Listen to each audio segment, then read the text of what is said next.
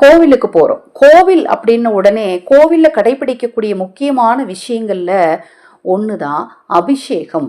கோயில்ல போய் அபிஷேகம் பார்க்கறது அவ்வளோ நல்லது. அதுவும் எல்லா அபிஷேகத்தையும் உட்கார்ந்திருந்து பார்த்து நாம சிவ வழிபாடு செஞ்சோம் அப்படின்னா மன நிம்மதி நிச்சயமாக கிடைக்கும். இந்த வருடம் வளர்பிறை பிரதோஷமானது அக்னி நட்சத்திர நிறைவு நாள்ல வருது. இந்த நாள்ல நீங்க சிவாலயத்திற்கு இந்த ஒரு பொருளை வாங்கி கொடுத்தீங்கன்னா 16 அபிஷேகம் செய்த பலனும் கிடைக்கும். 16 வகை செல்வங்களும் உங்களை நிச்சயமா தேடி வரும். அது என்ன பொருள் அப்படிங்கிறத இந்த பதிவில் நாம தெளிவா தெரிஞ்சுக்கலாம்.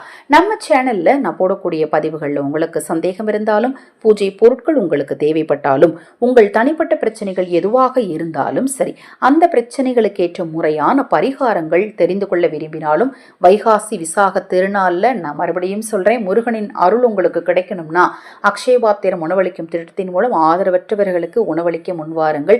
மேலும் உங்கள் வீட்டு குழந்தைகளின் பிறந்த நாள், திருமண நாள் மற்றும் சிறப்பு வைபவ நாட்கள்ல ஆதரவற்றவர்களுக்கு உணவளிக்க விரும்பினாலும் 9344692042 இந்த வாட்ஸ்அப் எண்ணிற்கு தொடர்பு கொள்ளுங்க. இந்த ஒரு அற்புதமான அக்னி நட்சத்திர நிறைவுல வரக்கூடிய வளர்பிறை பிரதோஷ நாள்ல சிவபெருமானை குளிர்விக்க நீங்க இளநீரை வாங்கி கொடுங்க. இளநீர் வாங்கி கொடுத்தா நோய் தீரும், மன நிம்மதி உங்களுக்கு நிச்சயமா கிடைக்கும். செஞ்சு பாருங்க.